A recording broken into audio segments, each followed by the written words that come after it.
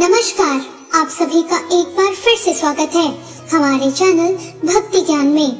आप सभी को नवरात्र के पर्व की हार्दिक शुभकामनाएं। नवरात्रि के पहले दिन माँ दुर्गा के प्रथम स्वरूप माँ शैलपुत्री की आराधना की जाती है। माता शैलपुत्री पर्वतराज हिमालय की पुत्री हैं और बैल पर सवार रहती हैं। उनके दाहिने हाथ में त्रिशूल और बाएं हाथ में कमल है।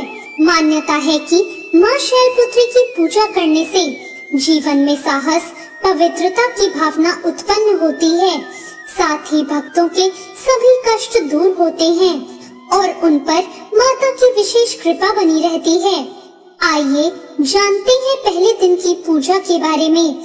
आज की कथा शुभ रंग, भोग, मंत्र के बारे में, जिनका आज के दिन विशेष महत्व होता है।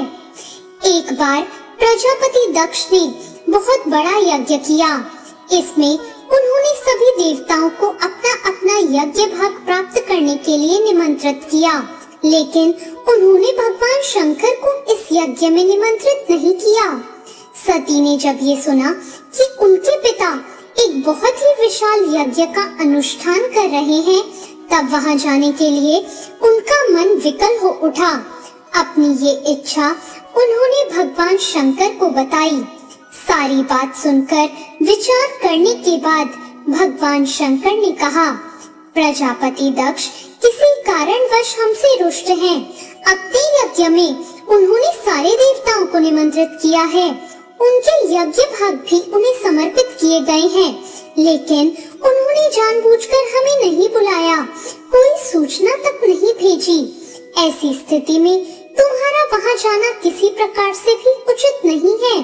भगवान शंकर की इस बात को माता ने नहीं माना। पिता का यज्ञ देखने वहां जाकर माता और बहनों से मिलने की उनकी व्याग्रता किसी प्रकार भी कम न हो सकी। वो प्रबल आग्रह करती रही। उनका प्रबल आग्रह देखकर भगवान शंकर ने उन्हें वहां जाने की अनुमति दे दी। सती ने पिता के घर पहुंचकर देखा कि कोई भी उनसे आदर और प्रेम से बात नहीं कर रहा। सारे लोग मुंह फेरे हुए थे।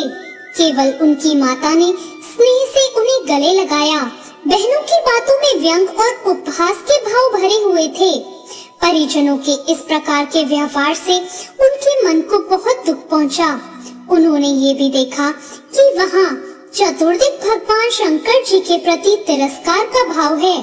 दक्ष ने उनके प्रति अपमानजनक वचन कहे।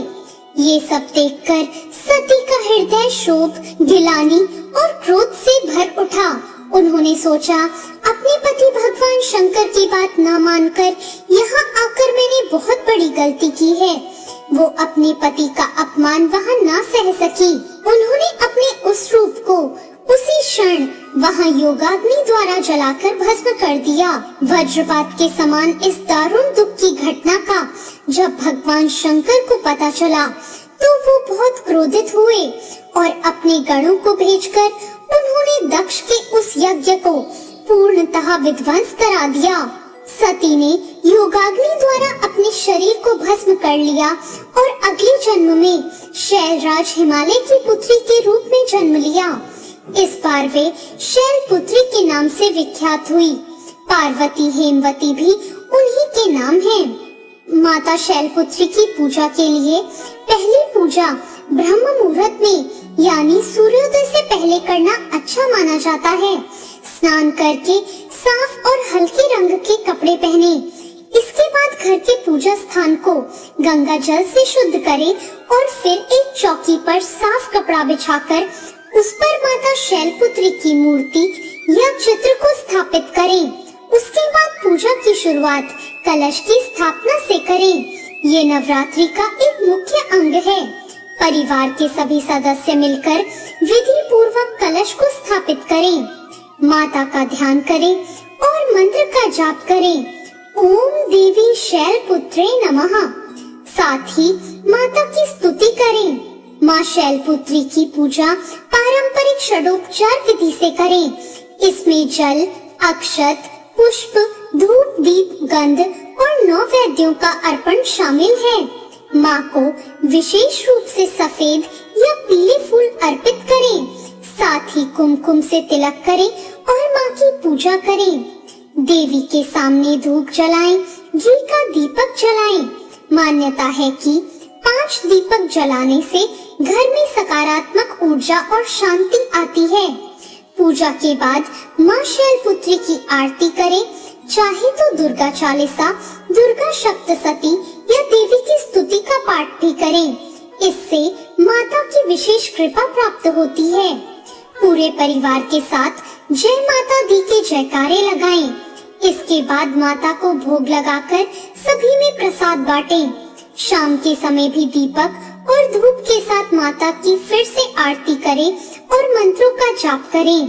नवरात्रि के पहले दिन माँ शैलपुत्री को प्रसन्न करने के लिए शुद्ध और सात्विक भोग चढ़ाना बहुत ही शुभ माना जाता है। मान्यता है कि माँ को गाय के शुद्ध दूध से बनी खीर बेहद प्रिय है।